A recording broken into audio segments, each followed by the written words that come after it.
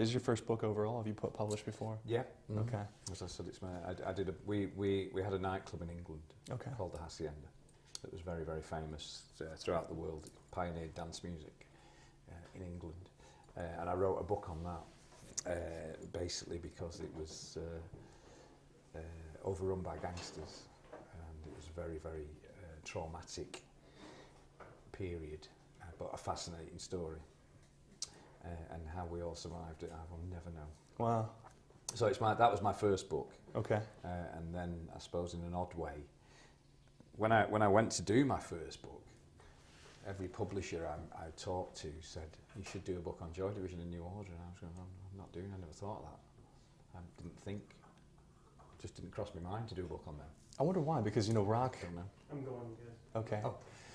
Well, let's start then. 32 years after after the band pretty much disbanded, 1980, right? Why write the book? Why publish the book now? It's quite interesting. As I was just saying, this is my second book in England, but my first book in America.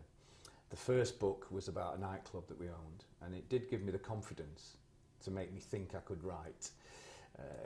And what happened was that I'm used to reading books about Joy Division, and whenever I read them, I don't quite recognise the people in them. I recognise, you know, they always seem to write about the band in a certain way, very gloomy, very serious, very ironic, northern working class, very dour. And I'm going, no, it wasn't actually like that all the time, you know. And what happened was that I literally read one book too many. I got one book, and I just thought, right, I've done one book in England before.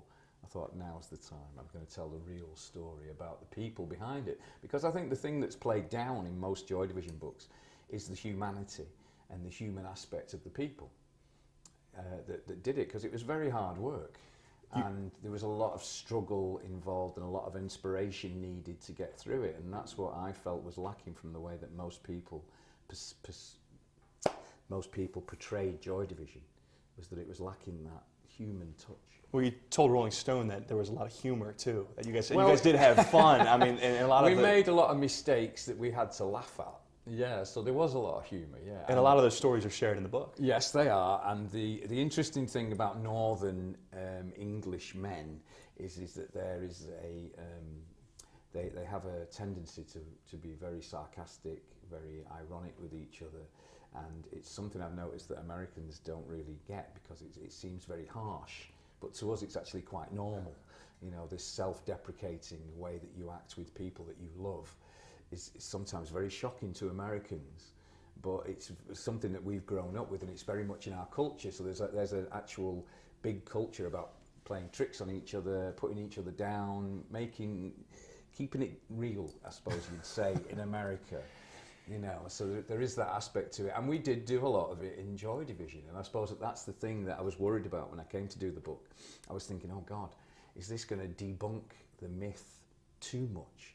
Because the thing is that as a musician, and you don't want to destroy everything to do with it.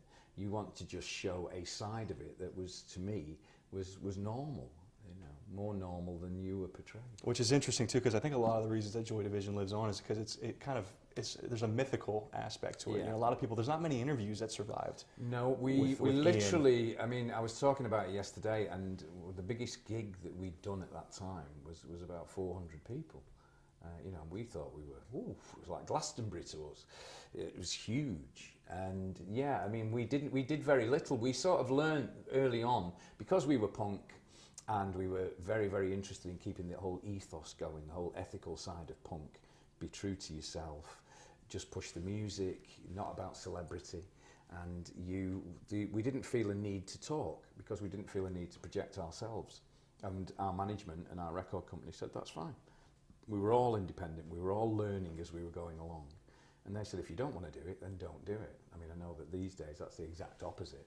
If you put something out on a record company or a publishing thing, and then you say, oh, I don't want to do any promotion, you go, oh, you know, it's a different world. But back then, because we were independent, we were able to make our own rules as we were doing. So we did very few interviews. We had a few near misses, shall we say, where journalists seemed to misinterpret what we were trying to do. And we just backed off.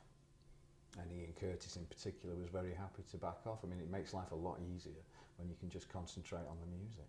But there's so few people, so fans, especially the younger fans who weren't Yeah. around then, Mm-hmm. who actually, you know, all they have is the music at this Yes, point. and the wonderful thing about that is that I was actually very surprised, because when I started playing the music again in 2010, I thought all the audiences would be full of fat old blokes like me, loads of grey hair.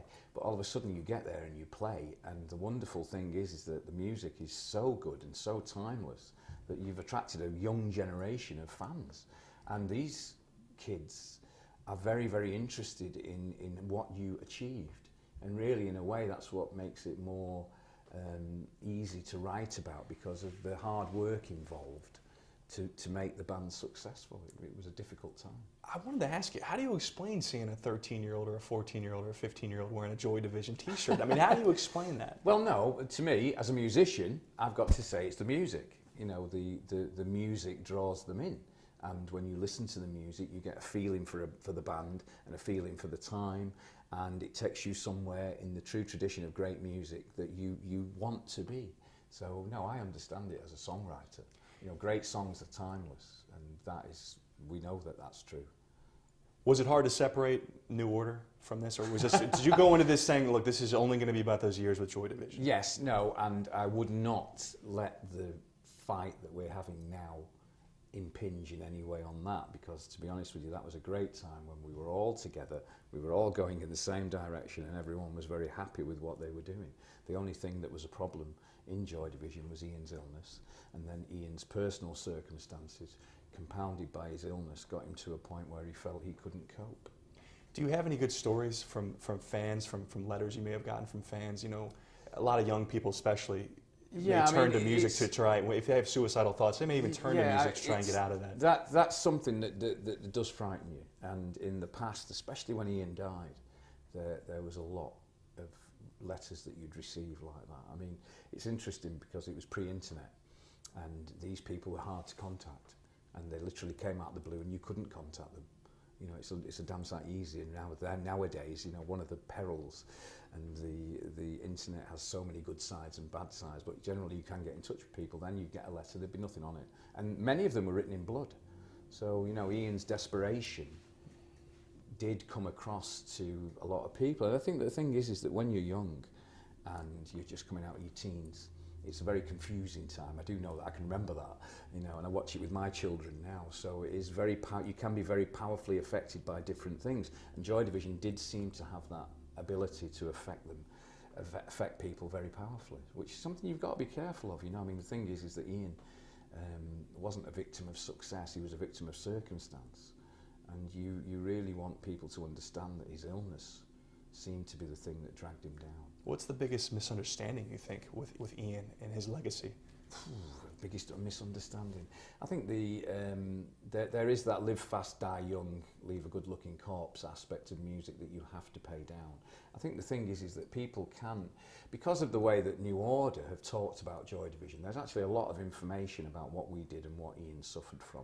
So I'm not too sure that there are that many misunderstandings about what you went through. I think there's a glamorous aspect to it that people can pick up on, which can be a little bit dangerous, shall we say. So you do have to be careful about that. And I think that's one of the reasons about doing the book, really.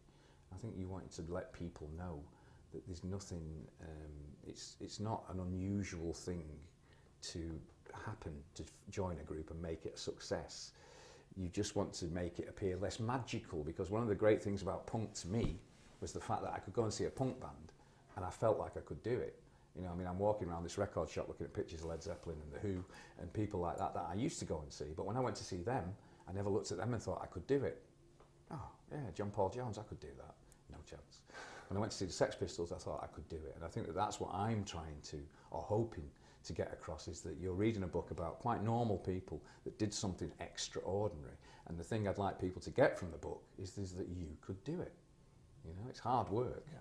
And some people have to pay a rather high price, which is the unfortunate aspects of it, but it is about inspiring people to do it, really.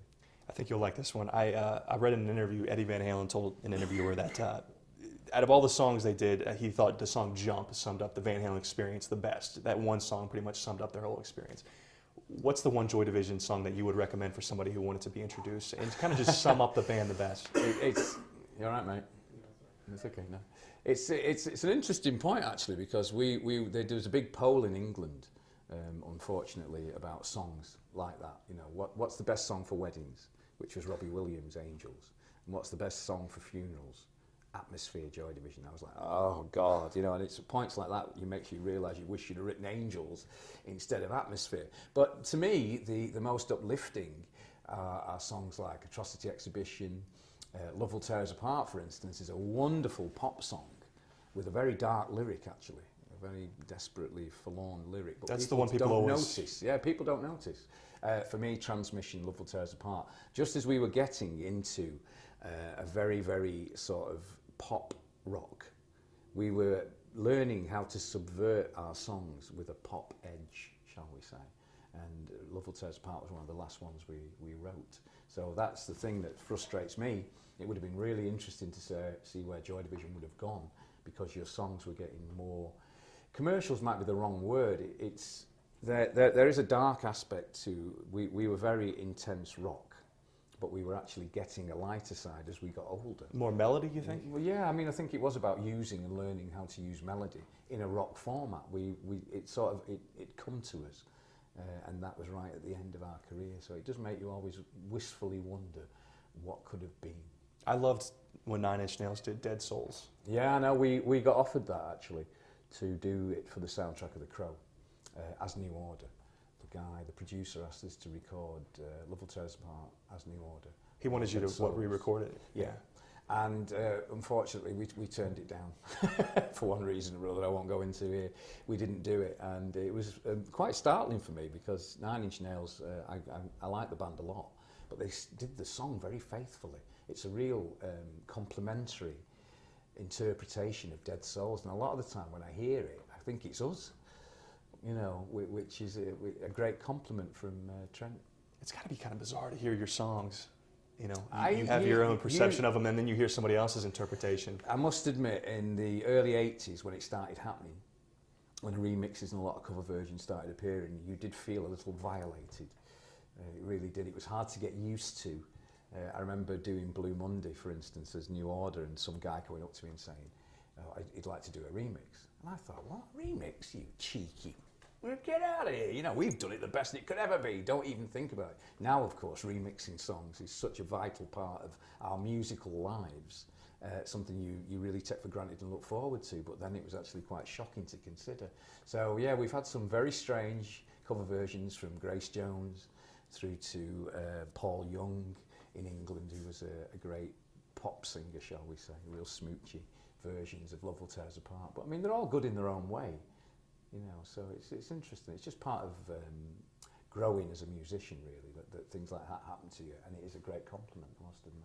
What about the future? Well, you mentioned the feud you're having with Bernard. I mean, do you think a book like this would help? I mean, I don't think that if I was still friends with Bernard, I wouldn't have done the book, to be honest, because probably you would have been worrying about what you were putting in it, because you know you would have had to go through and say, oh, should I mention your sleeping bag, or should I mention that? And you would have gone, no, don't put that in, you know.